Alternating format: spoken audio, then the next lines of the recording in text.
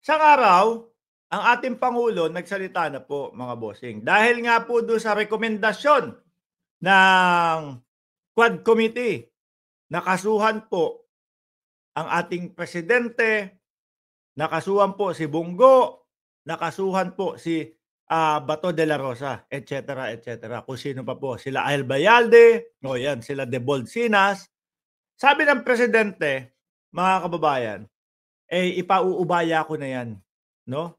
Ipauubaya ko na yan sa Department of Justice. Ang Department of Justice naman po, mga bossing, bago pa lang magsalita ang presidente, nasabi na po nila, mga kababayan, na sila po ay makikipagtulungan sa International Criminal Court. Aray ko po, Laila, ang sakit sa pandinig, makukulong si Duterte.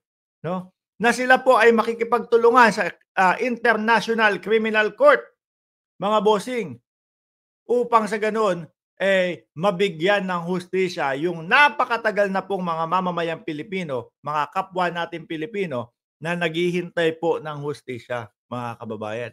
So ngayon, hindi po malayo, mga boss, chief, amo, sir, na tutulong na lang po talaga ang Department of Justice sa ICC. Bakit ho? Dahil matagal na po sila, mga kababayan, na nag-iimbestiga at matagal na po sila na nag-aaral patungkol po dito sa kaso, no?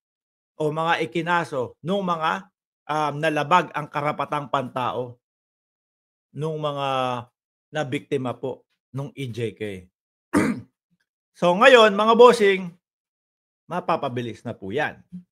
So ngayon, mga bossing, eh, nakita nyo naman din po ang pagkilos ng International Criminal Court. Ano po yung huling balita? Galing po sa kanila, nag-hire po sila ng translator. Tingin ko nakakuha na dahil meron na po silang mga tabalits, no? Na na nakasali na po sa Tagalog at Bisaya. Nakita nyo? Yung pag-uugnayan po. Ngayon, mas padami pa ng padami yung mga witness, no? Na nag-step forward in EJK probe. So sa madaling salita, mga bossing, eh, pasensyahan po. Dahil nga po sa mga tinuran ng ating dating Pangulong Duterte na ano daw yon, yung mga sumusuko, eh, yung mga sumusuko, pinanlalaban pa, no? Inuudyukan pa na manlaban, eh mali naman po talaga yon.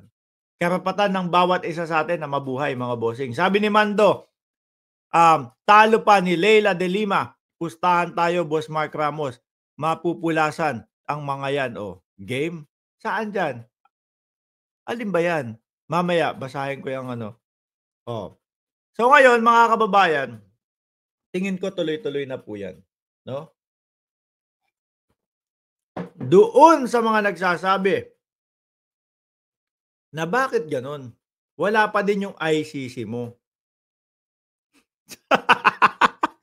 Hindi paniniwalaan ng korte ang mga kriminal mag-witness.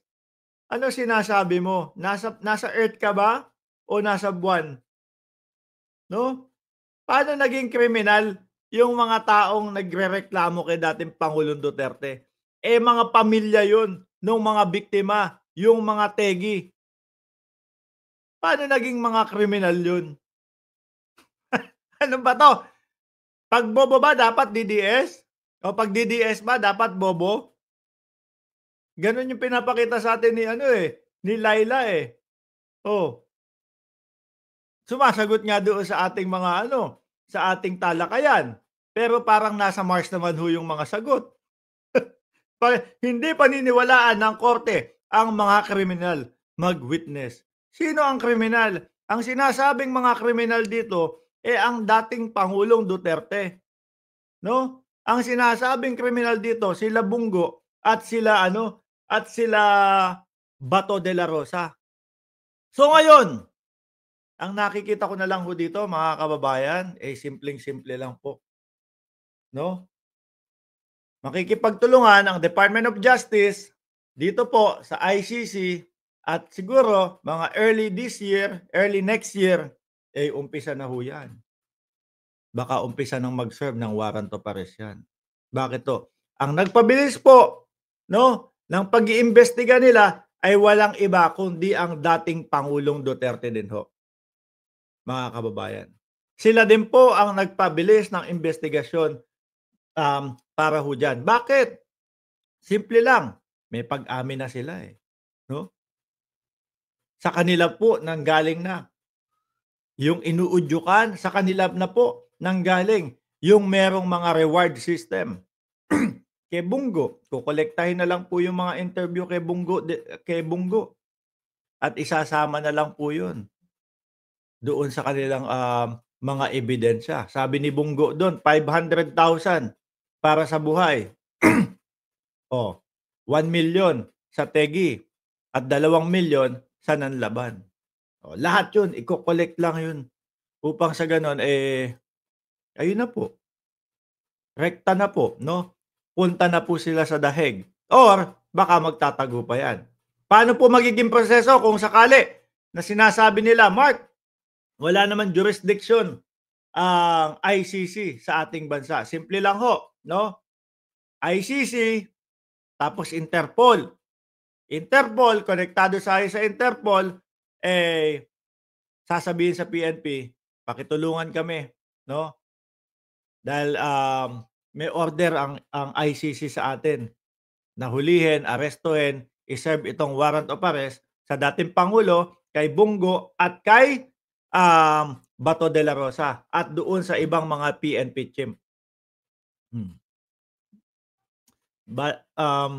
Anyway mga kababayan, doon po sa mga PNP chief 'no, isa lang po nakikita kong pinakaduwag. Kasi yung iba ho mga kababayan, sila De Bolsinas, sila, Albayalde, wala, quiet lang ho, eh, 'no? Yung duwag si Bato de la Rosa, hindi mapakali kapagka napag-uusapan ho yung ICC, mga bossing. Sabi ni Ma'am Lori Mamawag, kailangan nilang magpaliwanag. Yun nga ho ang sinasabi nila. Napakasimple ho. Kung sila ho ay pumunta sa Kongreso, yung sa mga patawag sa kanila, kung sila po ay nagpaliwanag, si Bongo, si Bato, mga bossing, doon sa Kongreso, malamang po, baka ano, baka bumaba pa ang kaso nila. Baka po alukin pa sila, no, ng maging witness. Total naman alam nyo yung mga nangyari at hindi naman kayo yung pinaka-mastermind nitong EJK. Aba, alukin na lang namin kayo. Alukin na lang namin kayo nang kayo ang maging witness, oh, 'di ba? At least si Bato de la Rosa hindi niya na masasabi, mga bossing, na hindi ko na makikita yung apo ko. Hindi na siya gaganon-ganon, hindi malulungkot si Tobats, mga bossing, 'no? Ang tanong, ilaglag kaya nitong mga 'to ang mga Duterte? Namamasko po, sabi ni Mando kay Ai Chang. Ang tanong, ilaglag kaya nitong mga 'to si dating Pangulong Duterte para makipag-ano, pero hindi ho, 'no? Hindi gagawin niyang mga 'yan. Kaya nga ho diyaan sa Senado pinipilit po nilang makabalik sa Senado, mga bossing, para ho saan? Para hindi ma-impeach ang Vice Presidente at patuloy nilang maipagtanggol ang mga Duterte at si dating Pangulong Duterte dito po sa mga ito, 'no? Pero dahil nga po, madami na ding tao, madami na din pong mga, ano ba 'yan, ba't may kasalan diyan sa ilalim? At dahil madami na pong tumitestigo, mga kababayan, nako, isa lang po ang nakikita ko dito. By 2025, diyan na po mangyayari, mga bossing. Diyan na po mangyayari yung serve ng warrant of arrest sa kanila, mga kababayan. Dakuin natin ngayon yung susunod nating topic.